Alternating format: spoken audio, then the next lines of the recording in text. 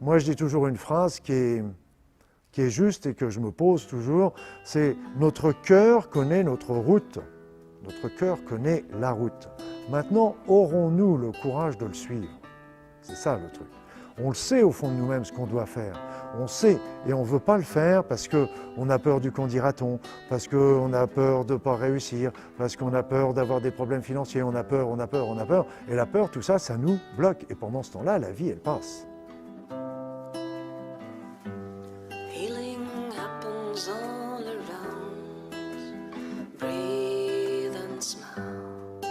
Be still and know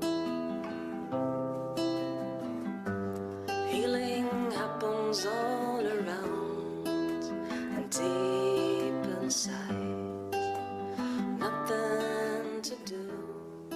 Comme dit d'ailleurs très justement, c'est le docteur Bach, le père des fleurs de Bach, qui dit « Nous sommes malades parce que nos actions dans le présent, dans le monde matériel, ne sont pas en aspiration avec ne suivent pas nos aspirations profondes. » Et là, il a raison. Mais nos aspirations profondes sont en rapport avec notre âme. Et donc, en fait, comme on ne suit pas notre être, comme on ne suit pas notre route, comme on ne suit pas nos aspirations, et qu'on est en train de répondre un petit peu plus aux besoins de la société, eh bien, notre être, à l'intérieur, il souffre. Et ce qui va se traduire par quoi? Dans un premier temps, il va nous lancer des appels.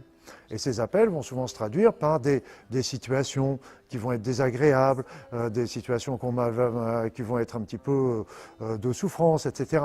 Mais nous, qu'est-ce qu'on fait? On se dit, allez, on laisse tomber, c'est pas grave, etc. Et on les remet dans notre poche et on oublie tout. Seulement, la souffrance, elle est toujours là, elle n'est toujours pas résolue, elle n'est toujours pas comprise. Et donc, à ce moment-là, la souffrance, elle va revenir un petit peu plus tard, 1 an, 2 ans plus tard, plus fort.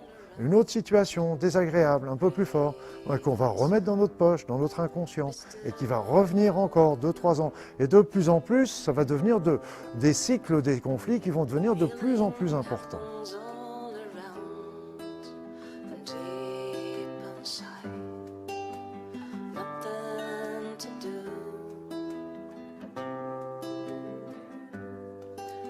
Jusqu'au jour où, à force de ne pas entendre ces conflits, je dirais, secondaires. À ce moment-là, il y en a un qui a dit un jour, je ne sais pas qui, et je trouve très bien cette phrase, je m'excuse auprès de lui parce que je ne sais pas, il dit « qui ne s'exprime pas s'imprime ». Eh bien, c'est très juste. Tout ce qu'on n'a pas solutionné, eh bien, à force, ça va finir par s'inscrire dans notre corps. S'inscrire dans notre corps, c'est-à-dire que ça va commencer par des petites tensions, des petites douleurs, des petits machins, des petits trucs qui ne sont pas... Mais à la fin, ça peut finir, là encore, par nous déclencher une véritable maladie. C'est bien qu'en fin de compte, la maladie, le problème de la maladie n'est pas de trouver son traitement. La plus sourde de la maladie, c'est de commencer à comprendre pourquoi elle est venue. Pourquoi, quelle est la symbolique, déjà. Mais aussi derrière cette symbolique, la souffrance du genou parce qu'on ne veut pas plier, mais derrière cette symbolique, il faut rechercher la souffrance de notre âme. Pourquoi, qu'est-ce qui nous a fait perdre notre route? Quelle est la route qu'on doit prendre? Quel est le chemin qu'on doit prendre? Quel est le chemin qu'on doit suivre? Et c'est là retrouver nos aspirations, redévelopper notre être, et c'est là le véritable sens de la guérison.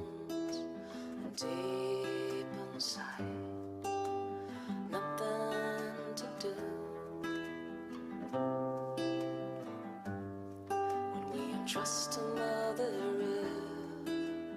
and let go. Healing takes place. C'est beaucoup une question de confiance aussi, hein, parce que quand on fait son chemin de vie, il y a plein de gens qui vont essayer de vous barrer la route. Parce que des gens qui vont vous mettre dans la peur, des gens qui vont vous mettre dans la culpabilité, des gens qui auraient voulu le faire et qui n'ont pas eu le courage de le faire et qui sont en train de vous décourager parce qu'ils disent « s'il ne le fait pas, ben, j'avais pas raison de ne pas le faire non plus ». Donc si vous voulez, c'est que suivez votre route et là vous allez vraiment rencontrer les véritables amis aussi. Parce que ceux qui seront vos véritables amis, ils seront heureux de vous voir heureux. Et non pas eux. Ils ne seront pas malheureux de vous pouvoir à la place qu'ils avaient mis, qu'ils avaient mis pour eux. Donc là, et là aussi, il faut être dans la confiance parce que d'un seul coup, tout arrive. Et quand j'ai été faire une mission au Tibet, j'ai reçu une grosse leçon. J'ai reçu plein de leçons philosophiques là-bas. Mais la première leçon que j'ai eue, c'était que j'étais dans un dispensaire à 4400 mètres d'altitude, dans la Pampa, entouré de nomades. Et juste à côté, il y avait un monastère. Et ce qui s'est passé, c'est que les moines de ce monastère ont dit, comme on était perdu à 3-4 heures de la première ville et hôpital, on va construire un dispensaire. Ils ont commencé à construire ce dispensaire, et quand ils ont construit ce dispensaire, ils n'avaient pas un sou vaillant. Mais ils ont dit, ça va arriver. Et eux, ils ont commencé à le construire, ils ont commencé à faire venir les matériaux, et là, à ce moment-là, c'est là que les opportunités sont arrivées. Et regardez bien, nous, ce qu'on fait la plupart du temps. Non, non, non, on va attendre les sous, et quand on aura les sous, on va monter le dispensaire. Oui, et eux, ils étaient dans la confiance. Et là, si vous voulez, quand on est sur sa route, il y a 2 éléments qui sont importants. C'est que tout doit glisser, tout glisse, tout doit se faire tout seul. Les opportunités arrivent, etc. Quand il y a des freins, quand il y a des choses comme ça veut dire qu'on est en train de peut-être diverger également. Et donc ça, c'est important. L'autre élément, c'est de rester toujours dans son intégrité. Et ça, c'est aussi important. Dans son intégrité. Alors, il y a des choses qui ne sont pas importantes, donc on s'en fout, on peut lâcher, etc. Ce n'est pas important. Mais les choses qui nous sont importantes, il faut les maintenir et garder cette intégrité. Et si on garde cette intégrité, là aussi on reste sur notre route et c'est important.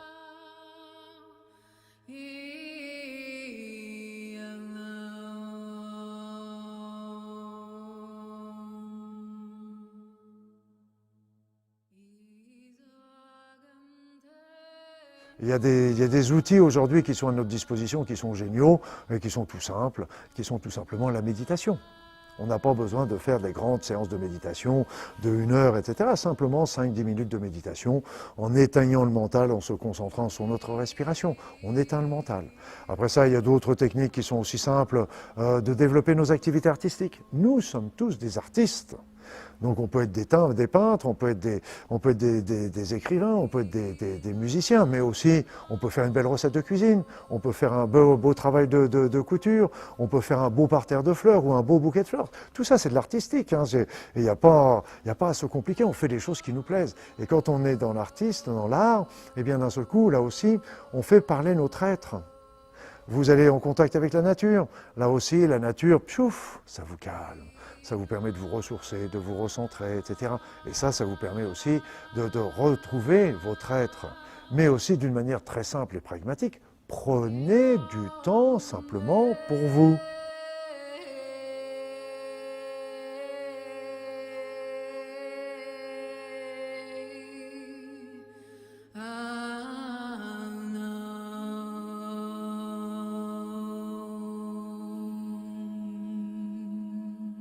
Le plus bel exercice que je peux vous conseiller de faire, c'est vous mettez la main sur le cœur et vous commencez soit en vous fermant les yeux, soit en vous regardant droit dans la glace et vous commencez à vous dire « je m'aime,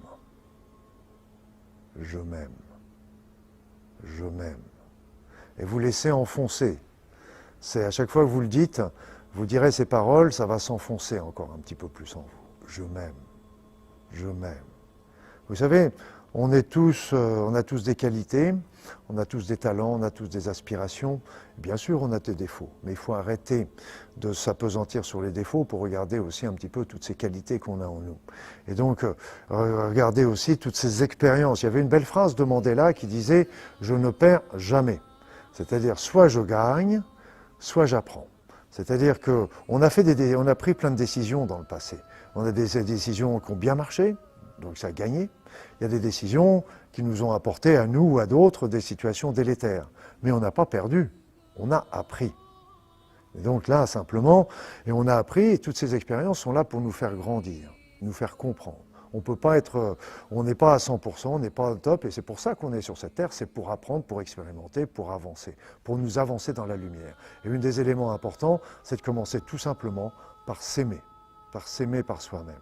S'aimer, quelque part, si vous voulez, vous pouvez aussi lancer le pardon, se pardonner à soi-même, si vous le voulez, si vous avez des choses que vous avez l'impression, mais rappelez-vous toujours que vous avez fait aussi des choses parce que vous les pensiez justes, parce que vous pensiez que ça allait vous apporter quelque chose qui va être bénéfique, de bonheur, etc. Et après ça, on a le droit de se tromper. Le problème, c'est pas de se tromper, c'est de se reconnaître de se tromper et de changer. Et donc là, à ce moment-là, aimez-vous sincèrement, complètement, entièrement. Et là, vous répétez comme ça, je m'aime. Et vous allez voir qu'au fur et à mesure que vous allez rentrer, ça fait souvent des petits frissons, ça fait des impressions. Et même aimer ce corps tel qu'il est, avec ses plus, avec ses moins. Mais aimez ce corps parce que ce corps vous permet de vivre cette incarnation, vous permet de vivre toutes ces expériences, vous permet d'avancer, d'évoluer, etc. Aimez-le. Aimez cet être, aimez cette conscience, aimez cet esprit. Avancez, esprit. Aimez-le. Et vous, répétez-vous régulièrement ça. Je m'aime. Je m'aime. Je m'aime. Et regardez aussi, au fur et à mesure que vous le dites, comment ça amène le calme en vous, la tranquillité, la paix. Et là, vous allez aussi avoir au fur et à mesure un certain nombre de choses qui vont vous arriver, vous apparaître. Et puis, souvent on demande, oui, mais quels sont les signes, comment je peux savoir ma route, etc. Il y a aussi un autre élément qui peut être tout simple aussi, c'est que vous pouvez demander à votre être qui vous envoie des signes. Lui ne demande que ça, il ne fait que ça, mais qui vous envoie des signes qui peuvent être sous forme d'une petite intuition, d'une petite voix dans la tête, d'une synchronicité, d'un rêve, ça peut être qui vous envoie des signes un petit peu pour vous aider à trouver ça. Vous vous engagez simplement à les voir, à les écouter. Après ça, vous en ferez ce que vous voulez. Mais demandez à votre être. Vous l'avez connecté déjà avec cet amour. Vous lui avez envoyé de l'amour. Vous l'avez aimé. Quelque part, en vous envoyant de l'amour, vous envoyez de l'amour à votre être, à votre âme, à votre conscience. Et donc, vous pouvez lui demander à ce qu'il, lui ne demande que ça, qu'à vous passer ces informations-là. Maintenant, à vous de les écouter, simplement. Et ça vous arrivera.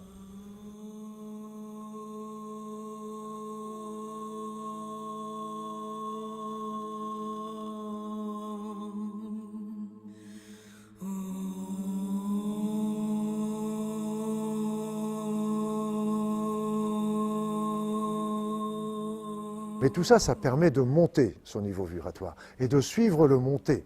Et si vous voulez, c'est que le problème, c'est qu'il faut vraiment essayer, et ce n'est pas facile, je suis bien d'accord, mais de se sortir de tout ce qui nous ramène toujours à la matière, ramène à la peur, parce que le monde actuel, on est dans un monde de peur.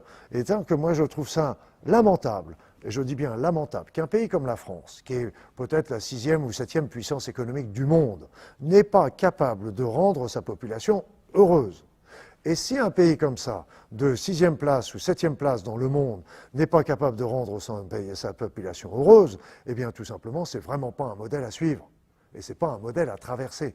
Donc il faut plutôt se dire, changeons les paradigmes.